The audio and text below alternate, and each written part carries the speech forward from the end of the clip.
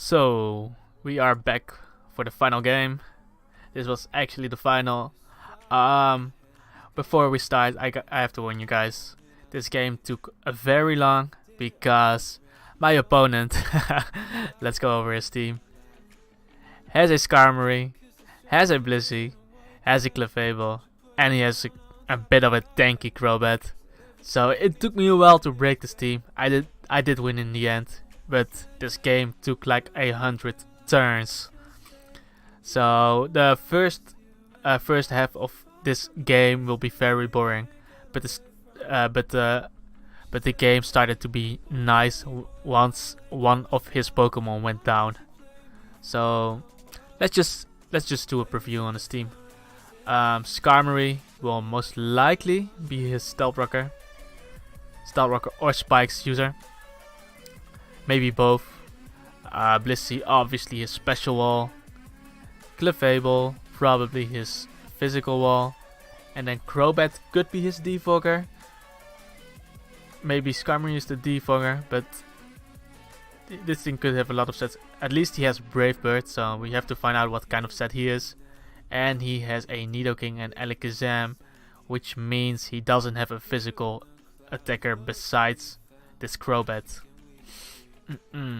As for leads goes, I don't think leading off with Roserade is a good idea. I mean, it's good against the Skarmory, but if he leads off with Crobat, it gets bad. If he leads off with Nidoking, it gets bad. If he leads off with Alakazam, it gets bad. So I think Crobat is the most solid lead because it can taunt Skarmory, it can U-turn on Alakazam, and it can taunt this guy, it can taunt him, it can U-turn out of the Nidoking. And I will probably have to switch out in a 1v1 situation against his Crobat because my Crobat is not max speed. He doesn't have 252 evasion speed. He only has enough speed to outspeed the Alakazam, as is shown in my set here. Alakazam has 372 speed. But without further ado, let's get into the game. Like I said, I'm going to lead off with my Crobat. Oh, one more thing. Both our Crobats are going to be essential in winning the game on both sides. Because Crobat can deal with Heracross, can taunt the Umbreon, can kill my Roserade, and my Crobat can taunt this. Like I said about the lead matchup, that's why I'm leading up with this guy. I don't think Heracross is going to do much in this game. I mean, it can kill the Blissey, but he has a Clefable and he has a Crobat that can easily switch on my Heracross. And once I was in the game, once I saw this game, I wish I used Stone Edge instead of Facade on Heracross. Because if he had Stone Edge, he could have been more useful. Roserade can also be very important because he can switch into the Blissey, and he can switch into the Clefable. Because I watched the other semi-final of this guy, and his Clefable has Thunderbolt. So Roserade is also a solid switch into this Clefable. So I should definitely, he will be very important in this game too. And Milotic, yeah, he doesn't have a physical attacker, but Milotic can still be useful, dishing out Scalds once Blissey dies. And Magnezone can trap Skarmory if he's not Shed Shell. But there are a few scenarios that I could think I can win the game. If I can get Nidoking down, I can start making some plays because he cannot block my Volt Switch. And if I can get Blissey down, pretty much anything dies to Flash Cannon. So Magnezone will also be very important. And now for real, we are going into the game.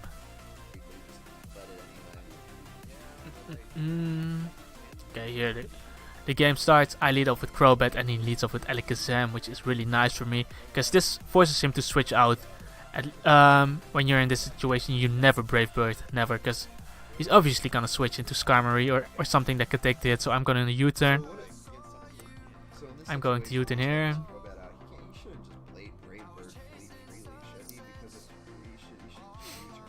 He decides what should I switch into. but nothing on his team really appreciates a Brave Bird, so Skarmory is really the only play to make. So he does go into Skarmory, I U-turn, and this is where I go into Magnezone. Once my Magnezone comes in, we don't see leftovers. But we're still not sure if it's Shed Shell. Maybe he has an other item, I don't know. Maybe he has a berry that reduces fighting attacks or fire attacks. This is why I go for the HP fire. Because if I go for the electric attack or if I go for the Volt Switch here and he goes Nidoking, then I'm in trouble. That's what I thought at the time. Then I'm in trouble because then I'm locked into an electric type attack, and then this Nidoking gets to make a play again. But I think using Volt Switch here was the correct play anyway, because he was most likely Shed Shell. I was 99% sure that he was Shed Shell. So I should have used Volt Switch, but the thought process was if I use Hidden Power Fire, I might hit the Nidoking too. But yeah, he just goes for Blissey, and if I went for Volt Switch, I could have gone into my Crobat as example and taunted there. Yeah, I do Hidden Power Fire, and now I have to switch out because I do nothing to this thing. So I think either Roserade or I go hard into my Heracross. Let's see what I do.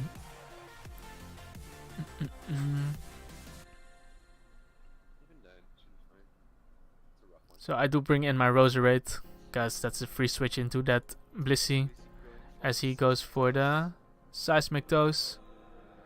And now I can set up a layer of spikes.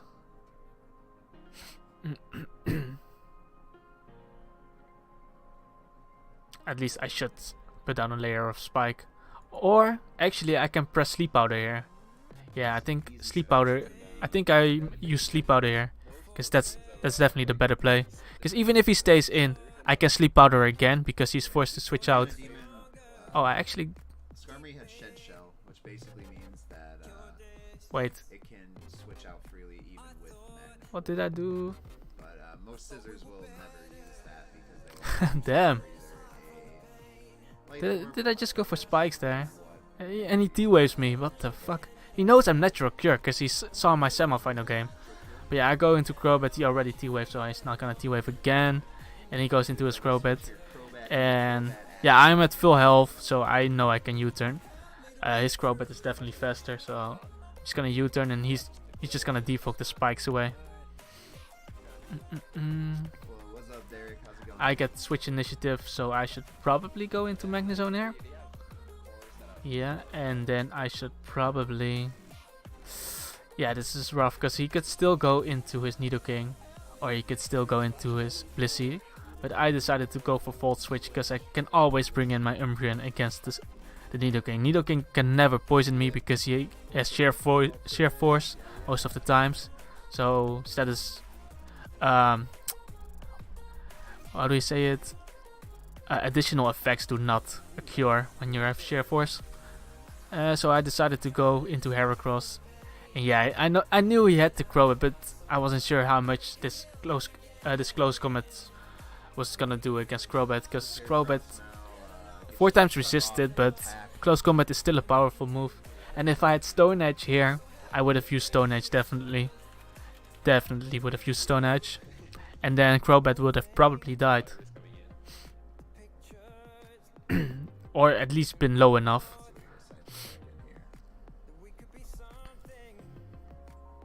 So he does go into Crobat, I do close combat, and it does nothing.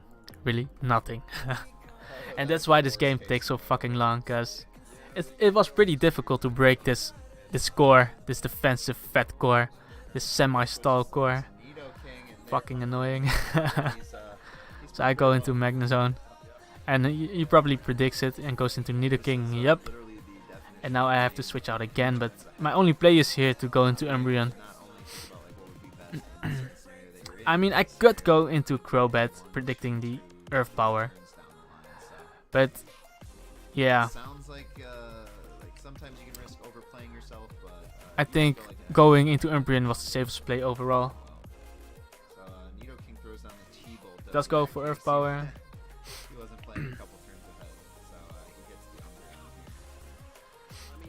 And now I have to wish here, I think. Just gonna wish. He probably thinks that I don't have a attack or something, but I actually go for the wish, and I know I can live one attack, so I'm just going for pursuit there. I actually expected him to switch out here, cause Umbreon can easily wall Nidoking, because he can never poison him. So I go for pursuit, I get some damage off, and now I heal up again. Now I go for wish again. That was actually low risk, high reward out of a Dean Hunter. Go for wish again as he stays in for some reason, and now I can just pursuit again. And Umbreon can pretty much keep this up. Umbreon can pretty much keep this up. And Raven actually noticed what I was doing here. So Raven is actually pretty smart in these things, because he noticed kind of what we are trying to do.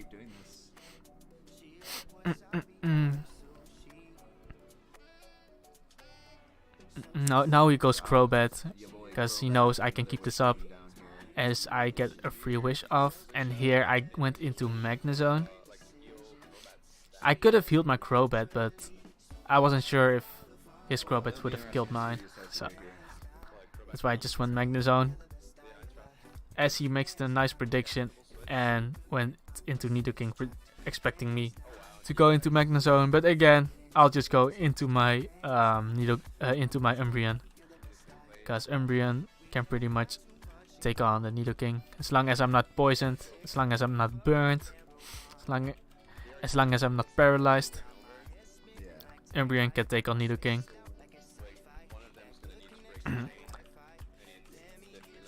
I just need more than half my health.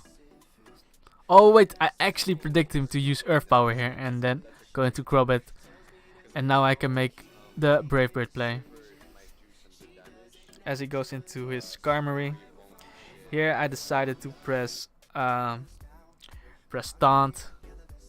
We know he's Shed Shell, so... And I know that my Crobat can easily 1v1 the Skarmory, because even if Skarmory has Brave Bird, he can only do about 30% damage to me. So Crobat still beats it 1v1. So I go for Brave Bird again, knowing that I can easily 1v1 it. But he actually shows counter, and that's where I decided that I should go for the Roost here. Because my Taunt, like if I went for Brave Bird again, then Taunt would have been over next turn. So I roosted there and wanted to taunt again, but he actually switches into Clefable. And I knew this Clefable had T-Bolt because I saw his semi-final game, so I didn't want to stay in there. And I think I actually U-turn into Magnezone here.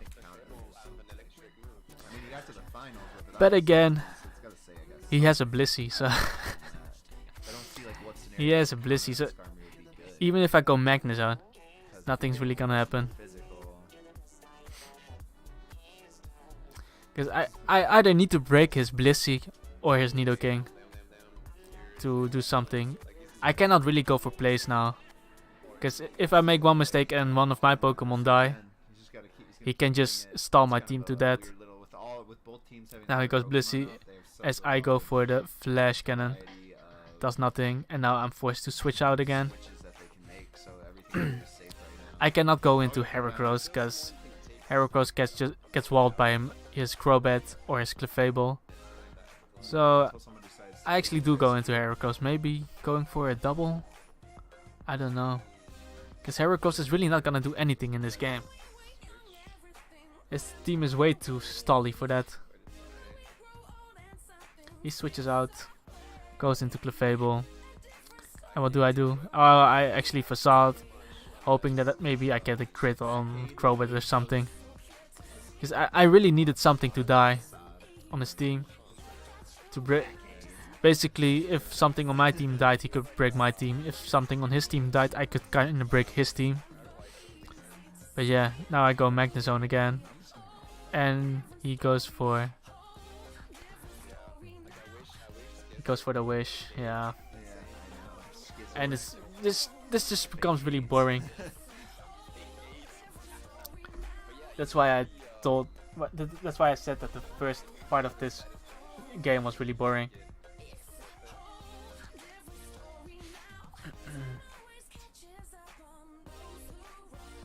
But yeah, I think this guy basically got into the finals by having a Blissey and Clefable Yes, uh, Winchester, we are in the finals tank right now core. of the tournament, buddy.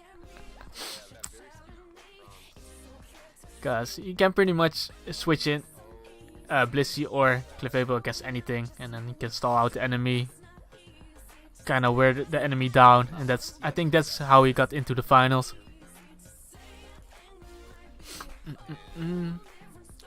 Yeah, I'm really trying to make something happen, but I really need this. Basically, I need this Nidoking low enough so that my Crobat can kill it, and that's why I need spikes on the field, or get some damage with Pursuit, with Umbreon.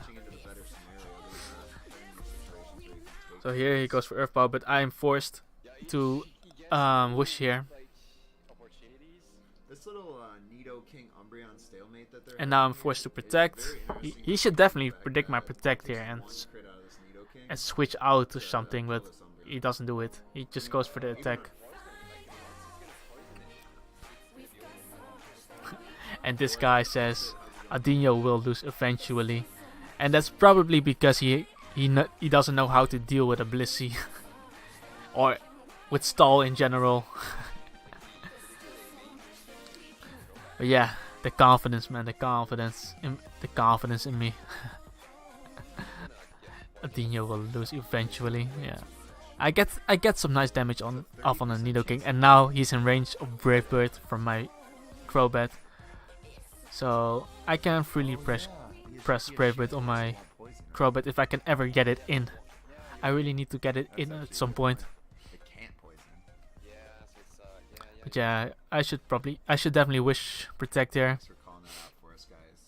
And he should definitely switch out now. Yeah, he switches out. I do go for the Protect. And he goes into Skarmory. And now I'm forced to switch out. He's probably setting up Spikes or Stealth Rock, so I go into my own Roserade and set up a layer of Spikes so that he's forced to defog at some point. Because his team also doesn't like Spikes, because it hits Nidoking, it hits Blissey, and it hits Clefable. So now he makes a nice switch into Alakazam, predicting my Spikes, and this becomes very difficult for me because it's a 50-50. I either have to predict the Psychic or I have to predict the Focus Blast. But in this situation, because the game is so fucking close, I have to go Umbreon. Because Focus Blast can still miss. And Umbreon can definitely live a Focus Blast. So I can... Umbreon can live a Focus Blast. And then I can protect. And then he's forced to press Focus Blast again, and then he can miss. Or I can switch into Crobat after that, predicting him to Focus Blast again. Because Shadow Ball doesn't kill after leftovers protect. So that's why I decided to go into Umbreon here. If he went for Psychic or Psy Shock, that would have been nice, but if he went for Focus Blast, then the pressure was on. But yeah, he does end up going for Focus Blast. And it does a huge amount after Stealth procs to my Umbreon. Umbreon almost dies. Now I'm trying to protect, because you do not want to press Focus Blast when your opponent is so low, because it can still miss. So he presses Energy Ball. I press Protect. And now I make the switch into my Crobat as he goes for Energy Ball again. So I did still preserve my Umbreon. So my goal was to force him on Skarmory or something to defog. So I'm just gonna U-turn here. He has to switch out. There's no other play to make as he goes into Clefable, and now I should go into... I think I go into Roserade. Yeah, because Clefable cannot touch my Roserade. Because now I'm just setting up another layer of Spikes. Or, no, I'm actually gonna Sleep Powder here. I'm gonna Sleep Powder here. Because if I use spikes and he goes back into Alakazam, it gets bad. Or if he goes into Crobat, it also gets bad for me. So I should Sleep Powder and then Spike. As he goes for Protect, that's fine. I just go for Sleep Powder again, because even if I put the Clefable asleep, that would also be nice. Just putting something asleep is basically the same thing as the Pokemon being dead for a certain amount of time. So I go for Sleep Powder again, and he decides that Skarmory is probably the least useful one. So he is going to allow me to put the Skarmory asleep on this turn. And this guy says, where is the Clefable sweep I want to see? Clefable is not gonna sweep because he has Thunderbolt, and I have a Magnezone and Roserade. So I do put the Skarmory asleep now. He switches out into his Crobat as I set up a layer of Spike.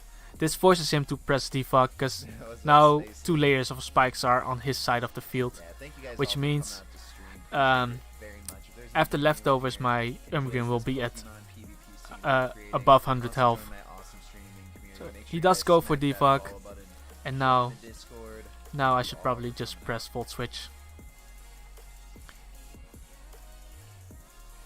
As he goes into his Blissey, and this is exactly what I wanted, because now I can bring in my Umbreon. It gets enough recovery to not die to Seismic Toes, and I'll get off a Wish, being able to tank the Nidoking and Alakazam a bit. At least I have a switch in for them again, because if Umbreon dies I don't have a switch in for them.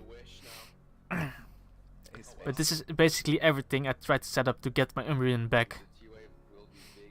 I do Wish here, and then I pursued it, I think,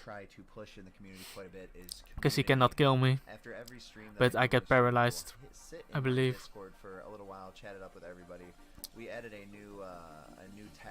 As he goes into Crobat, and I always switch in my Magnezone against Crobat. He doesn't have U-turn, and Brave Bird is 4 times resisted, and Magnezone has a pretty good physical base defense.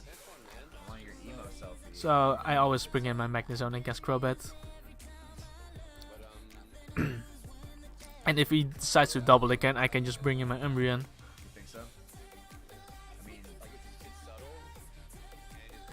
So he does make the nice double into his Nidoking, but still, I'm always going Nidoking here. I'm always going Umbreon here. I mean, I could still predict the Earth Power and go into Crobat, but if he ever presses T-Bolt, that could be bad. Basically, I'm not in a position to take risks here. I'm just going into my Umbreon. And then I should probably... I'm actually going to protect here, because if I do get Parahexed, that would be bad, but then I can protect again. Because I got extra leftovers recovery, because now I can Wish. And if I do get paralyzed there, I can protect again. So I do get off the Wish. And I think I press Pursuit here.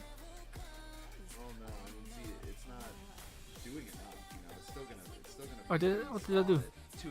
Oh, I pressed Toxic, expecting him to switch or something. Toxic was a really bad play, because it actually only hits his Clefable and Blissey. And Blissey can just switch out. But yeah, now I predict him to press Earth Power or Sludge Wave, as he does go for Sludge Wave, and now I can press Brave Bird finally. Like, Skarmory is asleep, so I can roost on it if he brings it in.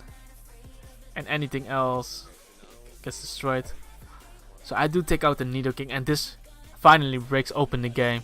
This is what I needed. This is definitely what I needed, because now I can freely Volt Switch. I do not have to consider Nidoking coming in. Just freely Volt Switch. If he brings in the Blissey, if he brings in the Clefable, I can always go into Crobat. I mean, if he brings in the Blissey, I can always go into Crobat. If he brings in the Clefable, I still think that I should go into Crobat then, because my Crobat is pretty tanky. So I do go for the double. Now I'm freely I can freely press Volt Switch. Like this. Blissey comes in. Volt Switch into Crobat. Taunt the guy. U-turn. If he switches into Clefable, I can bring in my Blissey again. Blissey. Why Blissey? What? Oh, wait. I brought in my Heracross, predicting him to switch in the Crobat again here. Or the Clefable, and then bring in my Magnezone. So that I can Volt Switch again. Because my goal was basically to chip down the Blissey. So here I go for the Volt Switch. Now I can bring in my Crobat again. Taunt the guy. Because even if he brings in Crobat, if Crobat gets taunted, he cannot roost. He cannot taunt me. So taunt is always the player. As he does go for soft boiled for some reason. Here I actually expect him to switch out. I can press roost there, but I actually use U-turn, predicting him to switch into the Clefable.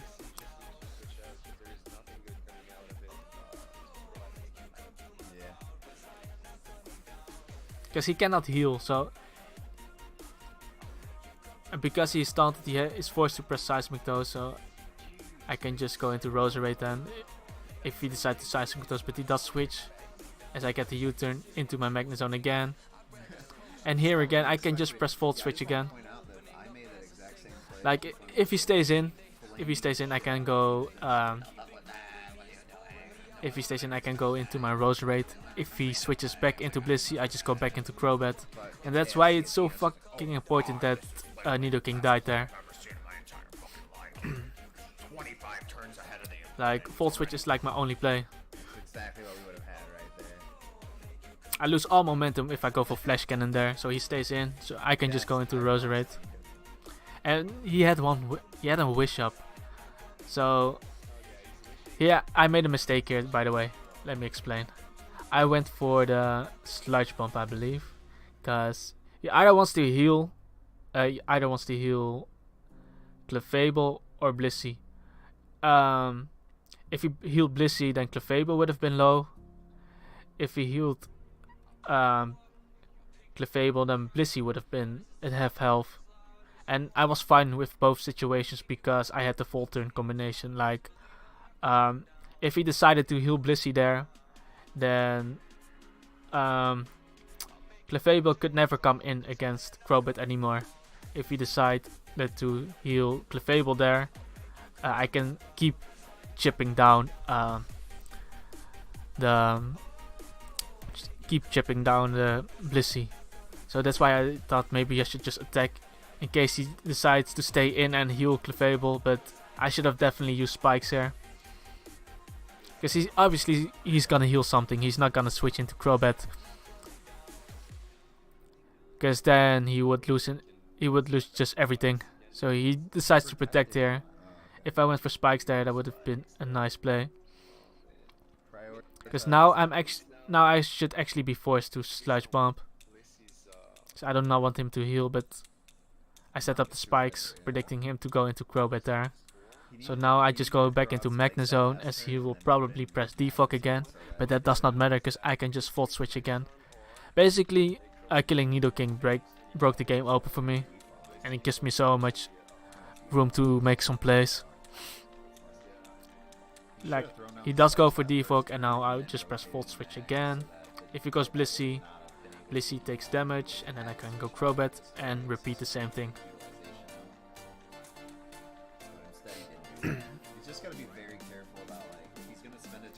It was basically the goal to wear Blissey down. Because now I'm just gonna taunt. And if he goes into Clefable, I'm also fine with that. And the Clefable is taunted. Clefable cannot wish. I get the taunt off.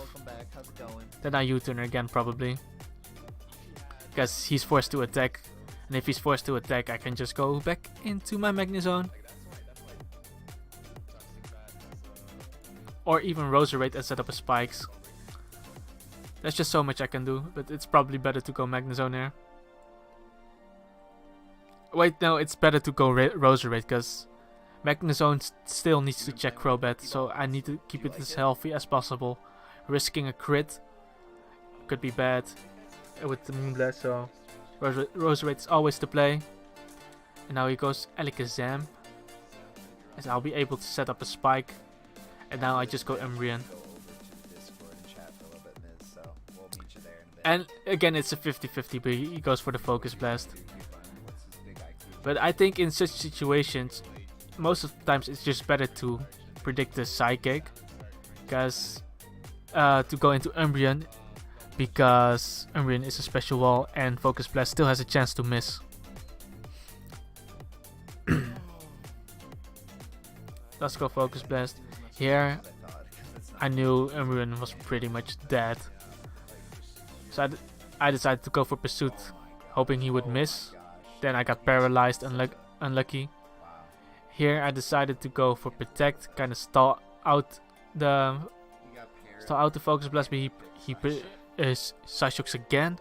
Shows what he's predicting there. Jesus Christ! So now the Protect comes down. He clicks Psyshock again. Tyrant's a madman. And here I just pressed Pursuit, hoping that he would miss again, but he connects. That was a lot of weirdness right there, man. That was a lot of crazy shit.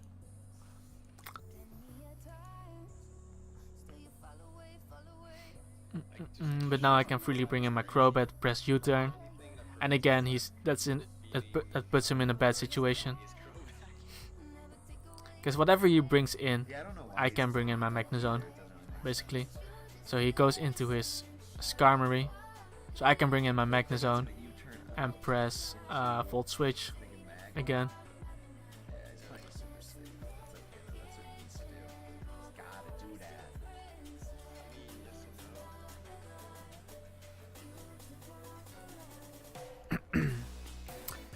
So, and it all started because Nidoking died. I don't know why he stayed in on Nidoking though, because stayed in with Nidoking, because he could have always switched into Skarmory and the game would have dragged on. But yeah, maybe he thought he could live a Brave Bird, I don't know. I do get off the Volt Switch and one layer of Spike is up, so I go into my Crobat there. And actually, instead of taunting here, wait, what? I'm actually going for... No, I'm going for taunt here. I'm definitely going for taunt here. Definitely going for taunt, because I'm pretty sure I can... I'm not sure if I can kill him here, because if he smacks defense, he might live, because I'm not max attack. So I'm going for the taunt. As he switches into his Clefable. Oh, I did go for the Brave Bird, then I calked it and I probably would have been able to kill. Here, I decided to go for Roost instead of Taunt, because I know he has T-Bolt. So, if he does go for T-Bolt, it's fine, because then I'm not a flying type anymore. If he does go for Wish, I just Brave Bird on the next turn, so that he cannot bring in his so that he cannot heal his Blissey. And I know I can live a T-Bolt at full, even after a recall from Brave Bird, and then I can switch into my Magnezone the next turn and press Flash Cannon, because after Spikes, Blissey would die to Flash Cannon. Right now we're not doing any sparks. We're gonna be playing Let's Go later in the night tonight. I don't know if you're gonna. So he does go into Blissey. I do go for Brave Bird,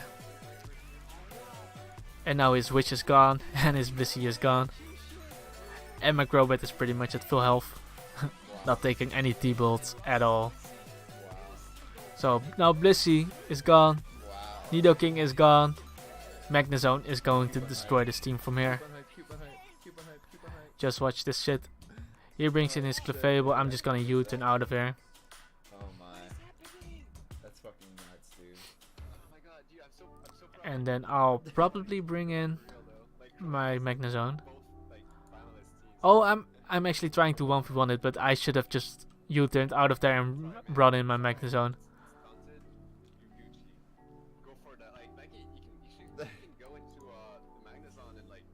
He's forced to wish here, that's fine. Yeah.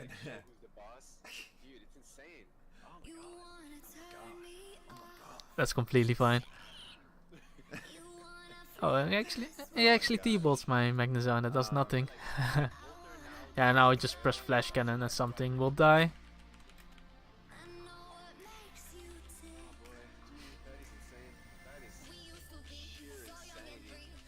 Oh wait, I can actually press T-bolt. The reason I'm pressing T-bolt, by the way, is because Alakazam can still live a Flash Cannon maybe.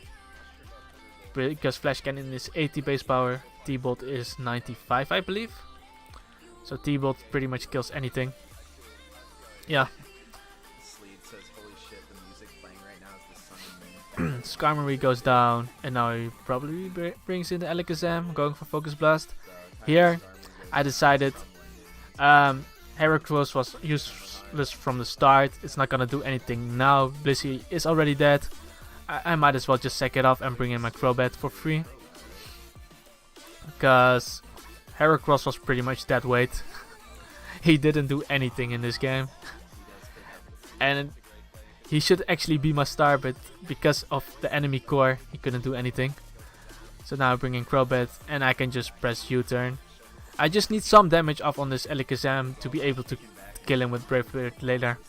So he does go into his Crobat. I can just bring in my Magnezone.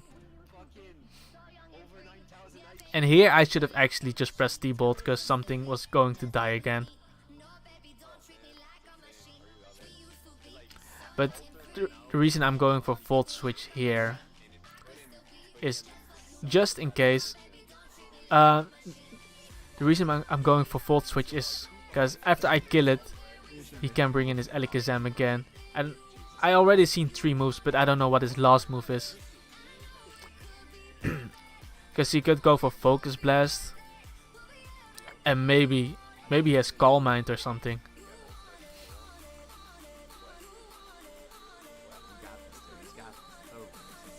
That's what I thought, but the thing is, if I killed the Crobat, then my Crobat would have just killed his team, so it wouldn't have mattered. I should have just pressed T-Bolt there. But that's what I thought at the time. Now I can just Scald this Crobat, it's fine. Because Clefable is not in range to live a Scald after spikes. And I get the burn on this Crobat, which is really nice. So now I can freely go into Magnezone. Really doesn't matter.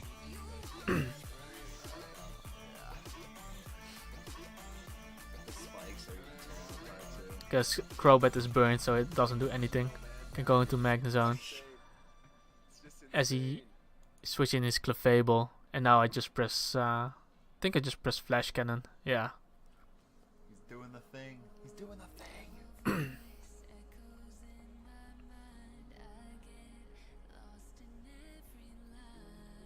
I could have also pressed T-Bolt, but it didn't really matter at this point. Because